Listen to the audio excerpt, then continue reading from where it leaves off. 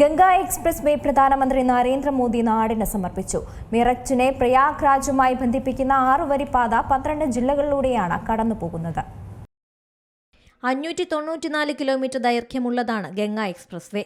ഇന്ത്യയിലെ ഏറ്റവും വലിയ ഗ്രീൻഫീൽഡ് റോഡ് പദ്ധതികളിലൊന്നാണിത്. ഏകദേശം 36,230 കോടി രൂപ ചെലവിൽ നിർമ്മിച്ച പാത ഉത്തർപ്രദേശിലെ ഏറ്റവും ദൈർഘ്യമേറിയ എക്സ്പ്രസ് വേയാണ്. മീററ്റിനെ പ്രയാഗ്രാജുമായി ബന്ധിപ്പിക്കുന്ന 6 വരി പാത 12 ജില്ലകളിലൂടെയാണ് കടന്നുപോകുന്നത്. ഇതോടെ മീററ്റിൽ നിന്ന് പ്രയാഗ്രാജിലേക്കുള്ള യാത്രാസമയം 10 മുതൽ 12 മണിക്കൂറിൽ നിന്ന് 6 മുതൽ 8 മണിക്കൂറായി കുറയും.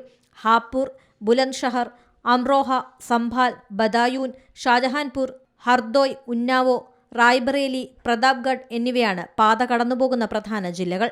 ഒരു ഗതാഗത സംവിധാനം എന്നതിലുപരി ഉത്തർപ്രദേശിനെ ഒരു വ്യാവസായിക ലോജിസ്റ്റിക്സ് ഇടനാഴിയായി മാറ്റുക എന്നതാണ് പദ്ധതിയുടെ ലക്ഷ്യം.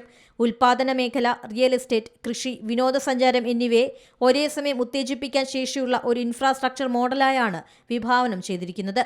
ഭാവിയിൽ 8 വരി പാതയായി വികസിപ്പിക്കാൻ സാധിക്കുന്ന രീതിയിലാണ് നിർമ്മാണം.